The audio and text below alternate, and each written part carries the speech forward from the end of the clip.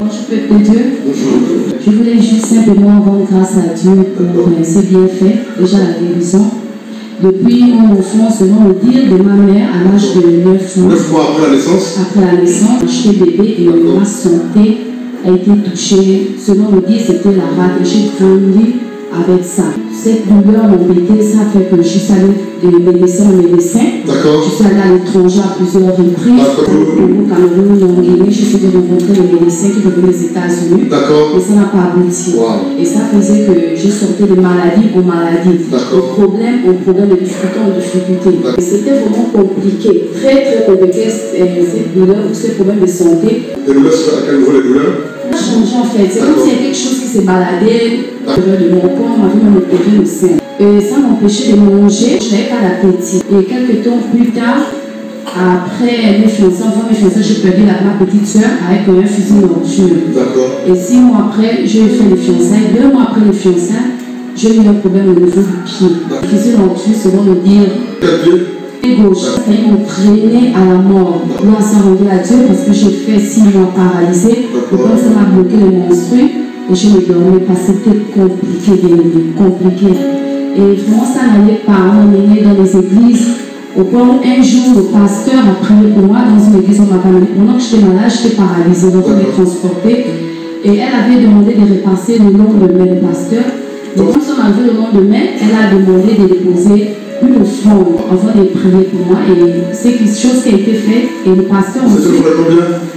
Je ne sais pas trop, c'est mon français qui était à l'école. D'accord, tu peux continuer. Et le pasteur a dit qu'elle n'allait plus prier pour moi parce que quand elle avait prié pour moi la veille et dans la nuit, que les sorciers ou les démons, je ne sais pas trop, étaient à la tête et ça m'a paralysé le bras. Après, au fond, elle a dit ça. Et c'est ce moment-là, ça m'avait démoralisé et je commençais à pleurer. Parce que je me suis dit que, bon, on s'appuie souvent sur le pasteur. Si tu es malade, bon, c'est le canal par lequel Dieu prie. Mais si le pasteur me repousse ou me rejette, donc pour moi c'était fini.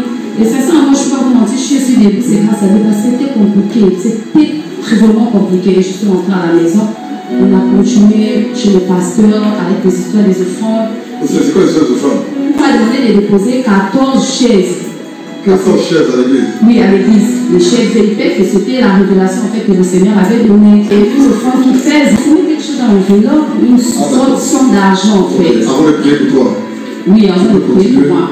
Et c'est resté comme ça, le problème a perduré 1 an, 2 ans. Ça fait toujours mal parce que le fusil mortueux m'avait pu en fait des orteils jusqu'au niveau du rein.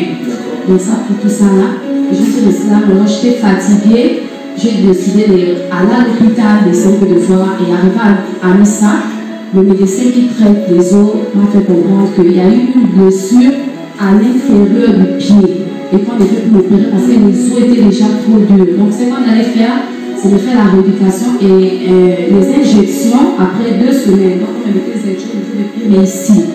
Et c'était très difficile, je vous assure. Parce que quand j'ai payé à la caisse pour faire le bilan qu'on m'avait demandé, et à l'intérieur du bureau, le médecin me disait que il faut donner 30 000 sans compter les ordonnances. Et après, suite à ça, j'ai décidé d'arrêter parce que je n'avais pas d'amélioration.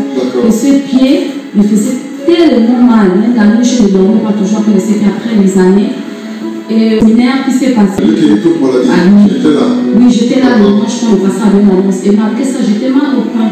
Et j'ai décidé de venir. J'ai dit, Seigneur, j'irai parce que j'ai tellement marché dans les hôpitaux, dans les églises, je n'ai pas trouvé la solution. Mais je pense que cette fois-ci, ça va aller. Parce que je ne me tenais pas debout en fait sur ces pieds. Donc, pour rester un peu debout. Saute un peu. Saute un peu le pied. Alléluia, acclame le Seigneur. C'est ça, moi, après le dimanche, le pied me faisait beaucoup mal. Très mal. Je ne suis pas sortie de la maison. Jeudi, j'ai décidé de venir, j'ai appelé le chauffeur, je venir le prendre, je suis venue. J'étais assise là, j'étais vraiment mal au point. Ça me donnait forte fièvre, la douleur. Et l'homme de Dieu a prié pour moi.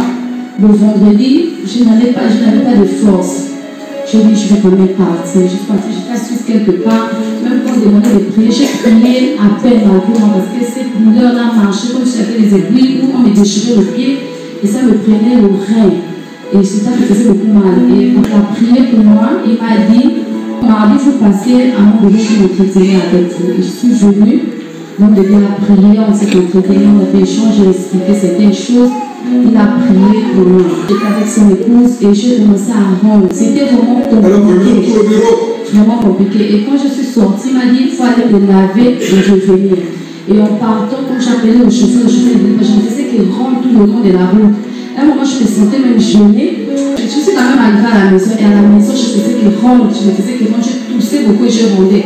Et les gens de la maison me disaient qu'est-ce que tu as à quoi? Mais je n'ai pas voulu d'abord dire je fais mes laver, je ne vais pas à l'église.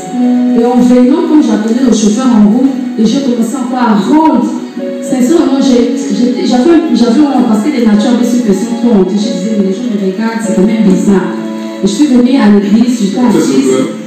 Donc le Dieu a commencé à prêcher. Quand il a commencé à enseigner, et j'ai ressenti quelque chose comme genre un tuyau au niveau ici. Ça me faisait tousser. Je suis sortie, j'ai commencé à rendre. Et ça allait jusqu'à la maison. Déjà, je vais dire que ce pied, après l'accident que j'avais eu, ça faisait au milieu de la nuit aux enfants de minuit. C'est comme si on m'a taché le pied en fait. Donc chaque nuit, ça faisait ça à minuit, 2 h du matin. Tu vas voir les orteils vont s'éviter. Donc le pied faisait ça, ça me faisait beaucoup mal, ça m'empêchait de dormir. Et ce mardi, quand je suis rentrée à la maison, j'ai expliqué ça. J'étais à l'église, on a prié pour moi. Et ce mardi, je ne peux pas mentir, j'ai mangé et j'ai dormi. Jusqu'au matin, je me suis réveillée, je faisais le petit déjeuner. Donc, comme chez nous, avant, ça donne des étoiles, mais celle-là ne mange pas. Mais les gens étaient surpris, les gens de ma maison, de voir que ce matin, j'ai pris le petit déjeuner avec eux. Et à midi aussi, j'ai bien mangé. Et j'ai constaté que cette douleur qui était forte, parce que ça partait au niveau de partie intime, ça commençait à me laisser. Et jusqu'aujourd'hui, je peux dire, je marche, je peux même tenir sur ce pied. Et que ces douleurs qui m'ont pété fortement, je vous assure, je n'ai plus ça. Et tout ce que je ne pouvais pas mettre le pied au sens de ma bouche. Comme ça, je pouvais marcher dans la maison sans les babouches. Qui fait ça? Qui fait ça? Elle est venue me voir, elle m'a dit oh, Prisca, tu envoies mieux. Comme ça, déjà, quand même pris un peu de poids. Elle m'a dit je vais partir à l'hôpital. Je lui ai dit non, je ne peux pas te mentir, je suis partie à l'église. À l'église, ça va me dire après pour moi. Elle m'a dit oh, à l'église, c'est quelle église? Donc, je l'ai expliqué. Et elle m'a dit que ça s'est passé comment, combien tu as donné, parce qu'on connaît comment ça se passe dans les églises. Tu as encore fait le fond qui pèse. Puis je lui ai dit non, je n'ai rien donné. Elle m'a dit arrête de blaguer, tout ça, c'est ce qui se passe dans les églises. J'ai dit non, en fait, le nom ne m'a rien demandé et je suis partie, j'ai essayé d'expliquer ce qui s'est passé.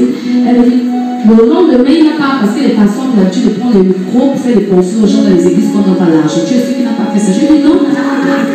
Elle m'a dit d'accord, dans ce cas, tu restes là-bas jusqu'à la fin du mois, dans cette fin du mois de janvier, parce que la fin du mois, les pasteurs prennent le coup de demander les offrandes aux fidèles. J'ai dit non, depuis que je suis là-bas, je assiste plein de réunions en semaine, et je n'ai jamais entendu le pasteur parler de ça. Elle m'a dit la fin du mois, si réellement il ne demande pas l'argent, et le fonds en question, je vais me dire, comme ça, en ce mois de février, moi aussi je vais venir là. Amen. Je vais simplement rendre grâce à Dieu et dire merci à Dieu parce que ce n'était pas facile pour moi et pour ma famille, mais je crois que Dieu a fait. Amen.